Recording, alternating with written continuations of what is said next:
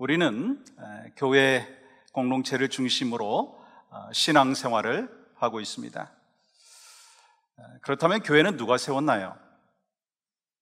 오늘 본문 사도행전 2장에 그 해답이 나와 있습니다. 예수님께서 승천하신 후 오순절에 성령님께서 강림하심으로 교회가 탄생했어요.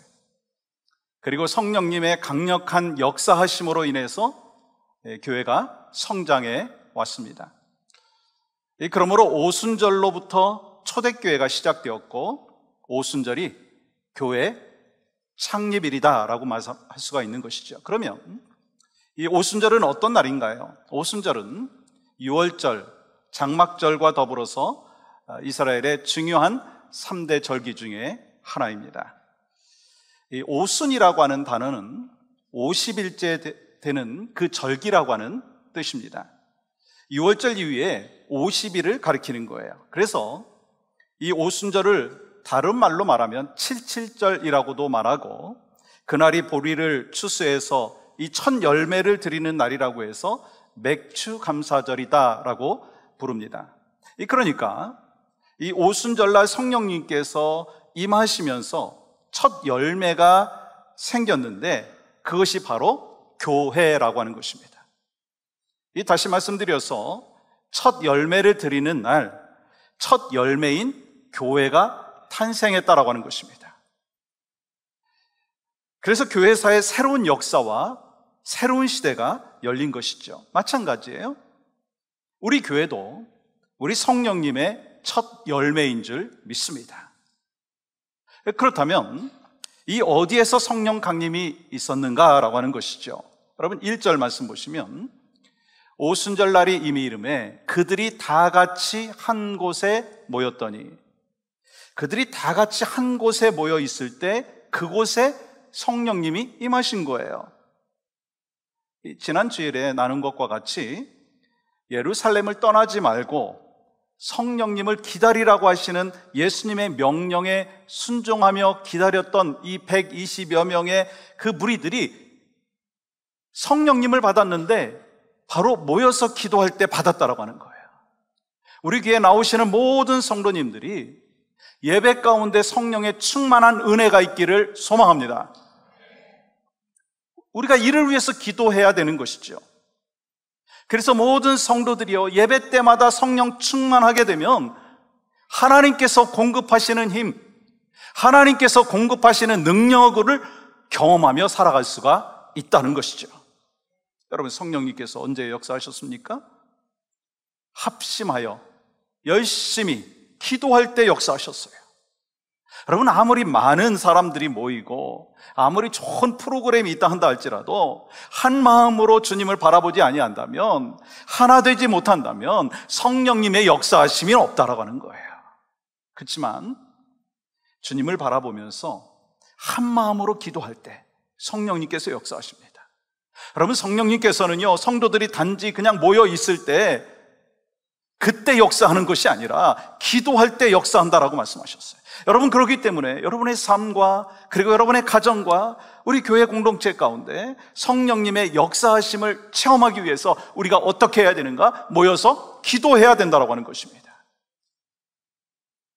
그러므로 그 당시에 성전이 있었지만 그곳에 성령님이 임하신 것이 아니에요.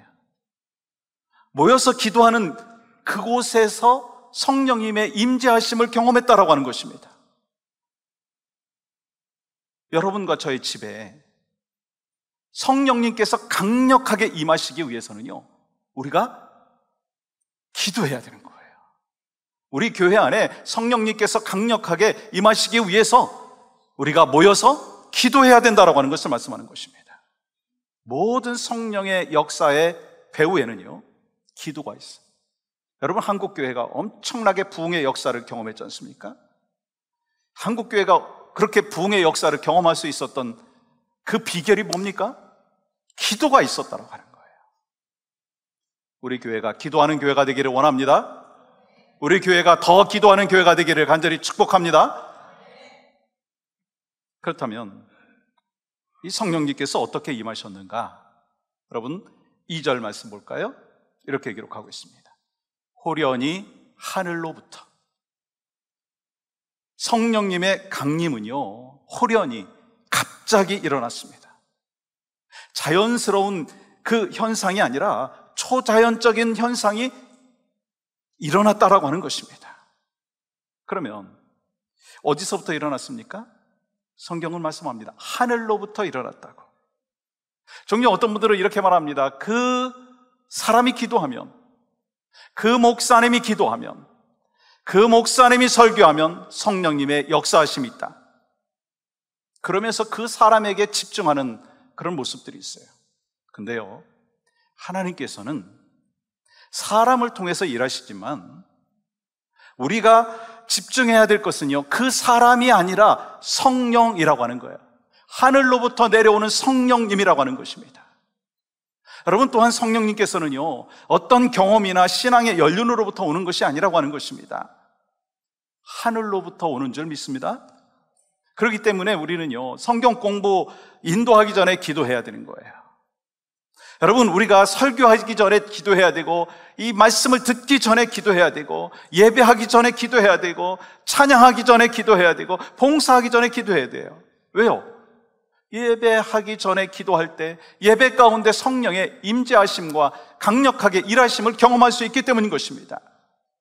우리가 기도할 때 하늘 문을 여셔서 감동과 은혜를 주시고 영적인 감격을 주시기 때문에 우리가 모여서 함께 예배하기 전에 기도해야 되는 것이고, 말씀을 가르치기 전에, 말씀을 듣기 전에 우리가 먼저 기도해야 된다는 거예요.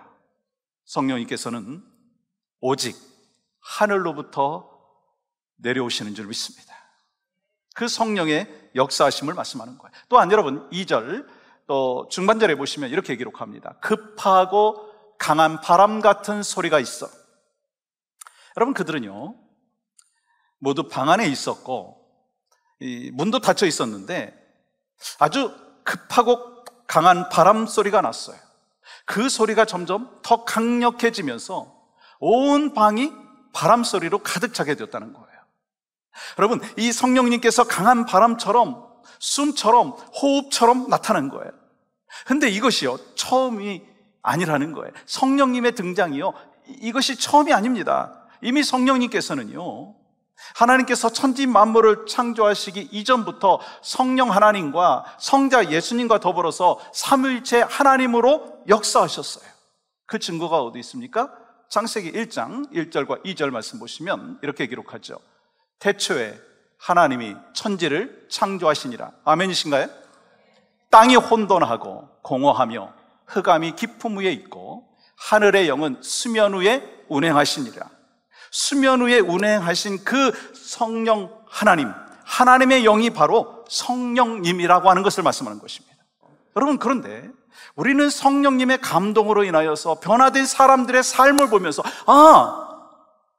성령님께서 일하고 계시구나 라고 하는 것을 볼 수 있다는 거예요. 여러분, 그렇기 때문에 눈에 보이지 않는 성령님께서는요 눈에 보이게 된다라고 하는 것입니다. 왜요? 성령님께서 사람을 변화시키기 때문에. 그런 소망하고 기대하는 마음이 있습니다. 성령님께서 여러분과 저를 막 흔드시기를 원하고요, 성령님께서 여러분과 저를 변화시키기를 원합니다. 그러므로 우리에게 바람 같은 성령님이 절대적으로 필요하다고 하는 거예요. 여러분, 교회에 성령의 바람이 불어야지 교회는 새로워지는 것입니다. 교회에 성령의 바람이 불어야지만이 건강한 것입니다. 성령은 호흡이라고 하는 의미와 생기라고 하는 의미가 있어요. 그렇다면 여러분, 생기가 언제 나옵니까? 여러분, 창세기 말씀에 보면 하나님께서 사람을 흙으로 만드시고 무엇을 불어넣으셨다고 말씀하셨죠? 생기를 불어넣으셨어요. 그래서 성령님께서는요 곳곳에서 하나님의 영을 바람으로, 그리고 또한 숨으로 표현하는 거예요. 그러면 이 하나님의 영이 무엇입니까? 성령님이라는 거예요. 그러니까 여러분, 생기가 없으면요 사람은 죽은 거예요. 그러니까 하나님의 생기가 사라지고 나면은요 인간의 육체는 죽은 것입니다. 여러분, 이 생기가 에스겔서 37장에서도 나오죠. 마른 뼈들이 살아나게 된 것이요 생기가 들어갔기 때문이다라고 하는 것입니다. 여러분, 그렇기 때문에 성령님이라고 하는 생기가 교회에 충만하지 못하면 교회는요, 차가워지는 거예요. 여러분, 성령의 바람이 불지 아니하면 교회는 말할 수 없이 막 답답하고요, 그리고 말할 수 없이 차가워진다는 거예요. 여러분 안에 성령님의 역사하심이 일어나지 아니하면, 성령의 바람이 일어나지 아니하면 여러분이나 저나 차가운 사람이 되는 거예요. 답답하고 온기가 없고 드라이하고 그런 사람이 된다는 거예요. 그래서 성령의 바람이 불어올 때 그 사람은 뜨거움이 있고 생기가 있고 은혜가 있는 것이고, 성령의 바람이 불어오는 교회가 따뜻함이 있고 생기가 있고 은혜가 있고 기쁨이 있고 감사가 있습니다. 그러한 교회 공동체가 바로 우리 교회가 되기를 간절히 소망합니다. 그러므로 여러분 가정과 교회, 여러분의 삶의 모습 가운데 강력한 성령의 바람이 불어오기를 축복합니다. 오늘 또 급하고 강한 바람 같은 성령님이 임하셔서 우리 가운데 놀라운 일들이 일어나기를 간절히 소망합니다. 여러분, 또한 성령님께서 어떻게 임하셨습니까? 불의 혀처럼 갈라지는 것들이 그들에게 보였어요. 여러분, 3절 말씀 보세요. 마치 불의 혀처럼 갈라지는 것들이 그들에게 보여 각 사람 위에 하나씩 임하여 있더니, 성령님께서 바람과 같이 임하셨을 뿐만 아니라 또한 불같이 오셨어요. 성도들 위에 불이 임하는 것이 보였는데요, 큰 불덩이가 내려온 것과 같았다 말씀하고 있어요. 그런데 여러분, 그 불이 갈라지면서 마치 혀처럼 생긴 불의 모습으로 각 사람 위에 임하셨다라고 하는 거예요. 그렇습니다. 여러분, 성령님께서 임하실 때 불같이 임하셨어요. 여러분, 구약에서 불은요, 하나님의 임재의 상징 아닙니까? 이 모세가 떨기나무 불꽃에서 하나님을 만난 것과 같이 마치 불의 혀처럼 갈라지는 것들이 각 사람에게 임한 것을 통해서 성령님이 임하신 것을 눈으로 볼 수 있었다라고 하는 것입니다. 여러분, 시내산에서 주님께서 불로 임해 주셨고, 이스라엘 백성들이 광야 가운데 지나가는 그 과정 가운데 불기둥으로 인도하셨다는 사실을 여러분 아시죠? 마찬가지예요. 성령님께서 우리 가운데 임재하실 때 식어졌던 심령이 뜨거워지는 줄 믿습니다.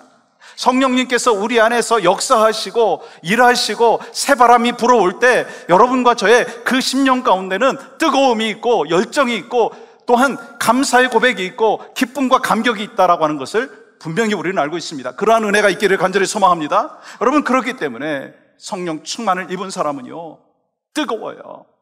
말이나 행동이나 얼굴이요, 달라져 보여요. 여러분과 저의 얼굴이 달라지고 말과 생각이 달라지고 우리 일상이 달라지는 은혜가 있기를 간절히 소망합니다. 여러분, 불의 특징 몇 가지가 더 있더라고요. 언제나 불은요, 위를 향합니다. 마찬가지예요. 여러분, 성령의 사람은 언제나 하늘을 향합니다. 하나님의 은혜를 소망하고 주님만 바라본다는 거예요. 또한 불은요, 옆으로 전형합니다. 그러니까 성령 받은 사람만이 주변에 있는 사람들에게 복음을 전하게 되는 것입니다. 또한 불은요, 하나 되게 만드셔요. 이 성령 충만 받은 12제자들 뿐만 아니라 이 120명의 무리들은요, 교회를 시작하는 창립 멤버들이었습니다. 여러분, 그들 중에 다양한 사람들이 있지 않습니까? 남자들도 있었고 여자들도 있었고 실패한 제자들도 있었고 예수님을 좀 못마땅하게 여겼던 예수님의 동생들도 있지 않았습니까? 근데 과거는요, 중요하지 않았어요. 이전의 신분이 중요하지 않았습니다. 이 성령의 불은요, 과거의 실수와 과거의 실패와 연약함과 사회적인 제약과 그들의 신분과 상관없이 모든 사람을 하나 되게 만드는 파워가 있었다고 하는 거예요. 그게 성령님의 힘이라고 하는 것입니다. 여러분, 새로운 영이 모든 사람에게 임함으로 새로운 시대가 열린 거예요. 여러분, 그러한 성령의 하나됨의 역사가 여러분의 가정 가운데도 있고 여러분의 목장 가운데도 있고 우리 교회 가운데도 날마다 강력하게 임하기를 간절히 소망합니다. 그러면 이 성령님께서 임하셨을 때 어떤 변화가 있었습니까? 그 유명한 방언의 역사가 있었어요. 여러분, 4절 말씀 볼까요? 그들이 다 성령의 충만함을 받고 성령이 말하게 하심을 따라 다른 언어들로 말하기를 시작하니라. 여러분, 여기서 중요한 것은 이 방언을 한 것보다 이 성령님께서 그곳에 모인 사람들의 말을 사로잡으셨다고 하는 거예요. 여러분, 성령 충만한 사람의 특징이 뭔지 아세요? 혀가 하나님의 통제하에 있다라고 하는 것입니다. 성령 충만한 사람들은요, 성령의 말하게 하심을 따라 말하는 거예요. 그렇다면 그들이 성령이 말하게 하심을 따라 뭔 말을 했습니까? 여러분, 11절 말씀 볼까요? 우리가 다 우리의 각 언어로 하나님의 큰 일을 말함을 듣는도다 하고, 이 오순절날 제자들이 이 성령의 강력한 역사심과 일하심을 통해서 성령님께서 제자들의 혀를 사로잡음으로 인하여서 지금 임하셔서 역사하는 그 현장 가운데 있는 것을 말씀하는 것입니다. 여러분, 그러면 여러분과 제가 이 성령의 충만한 은혜를 경험하게 되면 우리의 혀를 내가 컨트롤하는 것이 아니라 성령님께서 컨트롤하신다는 거예요. 성령님의 사로잡힘을 경험하게 된다는 거예요. 전 소망하는 마음이 있습니다. 저에게 성령님께서 날마다 매 순간마다 임하심으로 인하여 제 혀를 사로잡고, 그래서 성령이 말하게 하심을 따라서 말하기를 원합니다. 여러분, 저는 소망하는 마음이 있습니다. 여러분과 저의 일생 가운데, 여러분 가정 가운데 성령님께서 여러분의 그 혀를 사로잡음으로 인하여 성령님께서 말하게 하심을 따라 말할 수 있는 그러한 은혜가 있기를 원합니다. 여러분의 입술에 가득한 것이 뭔가요? 여러분은 무슨 이야기를 하면서 하루하루를 살아갔습니까? 혹시 정치 이야기만 하지 않습니까? 경제 이야기만 하지 않습니까? 맨 남 이야기만 하지 않습니까? 뭐 연예인 이야기만 혹시 하고 날마다 살아가는 것은 아니냐라고 하는 것입니다. 여러분, 성령 충만한 사람은요, 그 입에서 하나님 나라에 대해서 말한다는 거예요. 왜냐하면 말하지 않고는 견딜 수 없는 그 그리스도의 심장이 심령 가운데 있기 때문인 것입니다. 예를 들어서 여러분 시편 말씀을 보시면 많은 부분이 다윗이 이 하나님 앞에 올려드린 그 찬양의 고백 아닙니까? 성령 충만한 가운데 이 다윗이요, 온통 하나님 앞에 그 감사의 고백, 그 찬양의 고백을 하고 있는 거예요. 여러분, 여러분과 저의 입술이 변하는 역사가 있기를 원합니다. 여러분, 4절 후반절 이렇게 기록하죠. 다른 언어들로 말하기를 시작하니라. 전에는 이 성령이 말하게 하심을 따라서 말하지 않았지만 이제부터는 성령이 말하게 하심을 따라 말하기 시작했다는 거예요. 이 12명의 제자들 뿐만 아니라 이 120명 그 무리들 전부가 하나님 나라의 큰 일을 말하기 시작했다는 것입니다. 저는 소망하는 마음이 있습니다. 기도합니다. 우리 모두가 날마다 하나님 나라를 말할 수 있기를 간절히 축복합니다. 여러분, 그리고 12절 보시면 그들의 말을 듣고 주변 사람들이 놀라는 걸 보게 되죠. 다 놀라며 당황하여 서로 이르되 이 어찌된 일이냐? 아니, 이들이 갈릴리 사람들이 아니냐? 여러분, 이런 말이 어떻게 나오게 되었는가라고 하는 것입니다. 여러분과 저의 날마다의 삶 가운데 성령 충만한 역사가 임함으로 말미암아 여러분과 저의 입술에서 하나님 나라에 대하여 말하기 시작하면 주변 사람들이 이렇게 말하는 거예요. 어찌 된 일인가? 당신 입에서 예수의 이야기가 나오다니. 어찌 된 일인가? 당신의 입에서 거룩한 말을 하다니. 그런 변화의 역사가 있었다는 거예요. 또한 방언을 말할 때 다른 나라 사람들이 서로 통했다는 거예요. 어떤 의미가 있습니까? 이 창세기 11장에 나오는 이 바벨탑의 저주가 오순절날 다 풀렸다는 거예요. 여러분, 바벨탑 사건은 교만한 인간들이 하나님을 대적하여서 바벨탑을 높이 쌓기 시작을 했고, 이런 인간에 대한 하나님의 심판으로 인하여 언어를 흩으셨어요. 여러분, 바벨탑 사건의 특징은요, 서로 소통이 되지 않았는데 이 오순절날 성령님께서 강력하게 성령의 바람으로 임하여 주심으로 인하여 단절되었던 관계가 소통되었다는 거예요. 관계가 회복되었다는 것입니다. 하나 되는 역사가 있었다고 하는 거예요. 특별히 하나님 나라에 대해서 말하는 것을 알아듣는 은혜가 있었다는 것입니다. 여러분, 우리 교회도 그런 은혜가 있기를 간절히 소망합니다. 이 말씀을 전하는 자나 말씀을 받는 자가 성령의 바람으로 인하여서 말씀을 알아듣는 거예요. 근데 성령의 바람이 불어오면은요, 소통이 된다는 거예요. 여러분, 소통이 된다라고 하는 거는요, 제가 지금 하나님의 말씀을 전할 때 성령님께서 어떻게 임하시고 역사하시는지에 대해서 말씀을 드릴 때 성령님께서 여러분 심령 가운데 새바람이 불고 성령의 바람이 불어옴으로 말미암아 말씀이 이해가 되고 받아들이는 것이고 아멘이 나오는 거예요. 여러분, 제가 지금 성령님에 대하여 말씀을 드리고 있는데 여러분, 아멘이신가요? 그게 바로 소통이라는 거예요. 우리 인간적인 생각으로는요, 받아들일 수 없고 용납이 되지 못하지만 성령님께서 역사하여 주실 때 소통이 된다는 거예요. 예전에는 불통이었어요. 근데 소통이 일어나는 거예요. 여러분, 모든 다툼과 싸움은요, 말이 통하지 않아서 생기는 거 아닌가요? 여러분, 같은 언어를 사용한다 한다 할지라도 말이 통하지 않으면요, 대화를 통해서 해결할 수가 없어요. 그래서 다툼이 있는 거예요. 목장 안에서도 그렇고요, 여러분, 교회 공동체 안에서 마찬가지입니다. 우리가 다르게 생각하고 다르게 판단하고 다른 백그라운드를 갖고 있기 때문에 여러분, 각자는 오해할 수밖에 없는 그러한 이 공동체를 이루고 있어요. 그러나 성령님께서 바람을 일으키시는 거예요. 성령님께서 역사하시면 관계 속에서 불통이 소통이 되고 오해가 이해가 된다는 거예요. 그러니까 뭐가 중요하다고요? 성령님의 일하심이 중요한 것입니다. 그러므로 성령의 바람이 불어야지만이 서로 소통하게 되는 것입니다. 소망하고 기도하는 것, 여러분의 가정 안에, 우리 교회 안에 성령의 바람이 불어옴으로 인하여 날마다 소통의 역사가 있기를 간절히 소망합니다. 이것이 바로 오순절날 성령의 역사하심을 통해서 일어났다고 하는 거예요. 소통이 있기 위해서 뭐가 필요하다고요? 성령의 바람이 불어와야 된다는 거예요. 그래서 성령의 바람이 불어와서 목장 안에서 은혜를 나눌 때 막 뜨거움이 전달되어지고 막 기쁨이 있고, 그리고 하나님의 일을 어떻게 할까 막 힘쓰고 하나님 나라에 대해서 말을 해야 된다는 것입니다.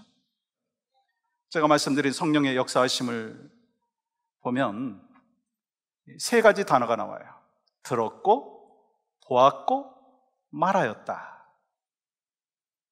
그들은 성령의 소리를 들었고, 그들은 불의 혀같이 갈라짐을 보았어요. 그리고 그들은 그 다음에 말하기를 시작했습니다. 여러분, 이러한 성령의 역사가 어디에 있어야 되겠습니까? 여러분과 저의 삶 가운데, 우리의 가정 가운데, 교회 가운데 있기를 간절히 소망합니다. 우리 모두가 하나님의 영광을 듣고 하나님의 영광을 보고 하나님의 영광을 말하는 그 축복과 은혜가 있어야 되는 것입니다. 여러분, 그러면 성령의 역사가 있을 때 사람들은 그럼 어떻게 반응했습니까? 12절과 13절 말씀 볼까요? 다 놀라며 당황하여 서로 이르되 이 어찌된 일이냐 하며, 또 어떤 이들은 조롱하여 이르되 그들이 새 술에 취하였다 하더라. 하나님이 일하실 때 어떤 이들은 거부하고 이해하지 못해서 조롱하며 술 취했다고 말했다라고 하는 것입니다. 다시 말해서 제정신이 아니라는 거예요. 아, 저 사람들 제정신이 아니야. 우리가 알아야 될 것은요, 바로 새술과 같은 성령에 취해야 된다라고 하는 것입니다. 여러분, 성령에 취한 사람은요, 용감해지더라고요. 특별히 언제 용감한가? 복음 앞에서 담대해지고 용감해집니다. 예수 그리스도의 그 복음을 증거하는 데 담대해진다는 거예요. 우리 모두가 성령에 취하고 예수 그리스도에 취하고 말씀에 취하는 성도가 되기를 간절히 소망합니다.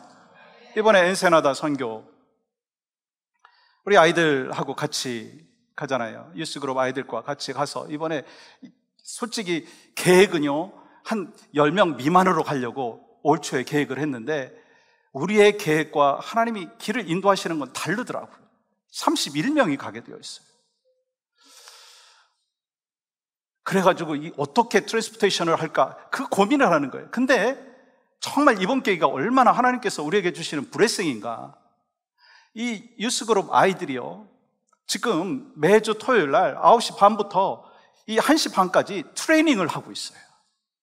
이 선교 가기 전에 먼저 은혜를 받는 거예요. 아니, 그 아이들이 나중에 이 선교지에 나가서 복음을 전하고 또 장성에서 그러한 귀한 역사들을 펼칠 때 하나님이 얼마나 기뻐하시겠어요. 또한 여러분, 페루 선교 우리가 계획하고 지금 준비하고 있는데 자기 시간 내가지고 이 비행기 싹도요 참 비싸더라고요. 어떻게 그럴 수 있습니까? 성령의 세술에 취했기 때문이에요. 성령의 세술에 취했기 때문에 자기 시간을 드리고 자기 에너지를 드리고 물질을 드리고 그렇게 하나님 앞에 삶을 드리는 거예요. 또한 이 평생을 선교지에서 보내시는 그 선교사님들을 생각해 보십시오. 정말 이름도 없고 빛도 없고 말도 안 통하는 이 사람들을 위해서 자신의 인생을 바치는 거예요. 그것도 꼬맹이들 데리고 가는 거예요. 그곳에서 평생을 헌신합니다. 여러분, 그게 제정신으로 가능한 거냐라고 하는 것입니다. 성령의 세술에 취한 사람만이 가능한 거예요. 여러분, 우리의 생각과 우리의 의지를 바꿔놓는 그 성령의 역사하심이 얼마나 은혜인지 여러분 그걸 기대하셔야 되고 사모하셔야 되는 거예요. 여러분, 이 성령께서 통제하시고 성령님께서 주도하시고 성령님께서 이끄시고 성령님께서 압도하시는 능력이 우리에게 부어주시면 우리는 새로운 삶을 살게 되는 것입니다. 그렇기 때문에 억지로 하는 것이 아니라 주의 일을 하든지 무슨 일을 하든지 기쁨과 감사함으로 하게 되어 있어요. 사랑하는 여러분, 세상에 헛된 것에 취하지 마십시오. 성령님의 세술에 취하시기를 축복합니다. 성령님의 사로잡힘의 은혜가 있기를 원합니다. 여러분과 제가 제정신으로 돌아오면 이 세상 사람과 같이 살아가는 성령의 그 세술에 취하지 아니하고 그냥 세상적인 생각으로 돌아오게 되면 우리는요 어떤 모습으로 나타나냐면 가정과 교회는요 금방 시끄러워지는 거예요. 막 불평 불만이 막 쌓이게 되고 그래가지고 가정이나 교회나 바람잘 날이 없게 되는 거예요. 그래서 정말 성령님의 그 역사하심 있을 때 가정이 평화롭고 교회가 정말 하나님이 원하시는 역동적인 그 에너지와 은혜를 경험할 수가 있다고 하는 거예요. 소망하는 것이 있습니다. 여러분에게 성령의 새바람이 불어오기를 간절히 소망합니다. 성령의 사로잡힘의 은혜가 있기를 축복합니다. 세상의 헛된 것에 취해 있는 영혼이 아니라 하나님의 은혜의 새바람에, 성령의 그 새바람에 취해 있는 은혜가 있기를 소망합니다. 그러한 역사가 바로 여러분의 삶과 가정과 우리 교회 가운데 있기를 주님의 이름으로 간절히 축복합니다.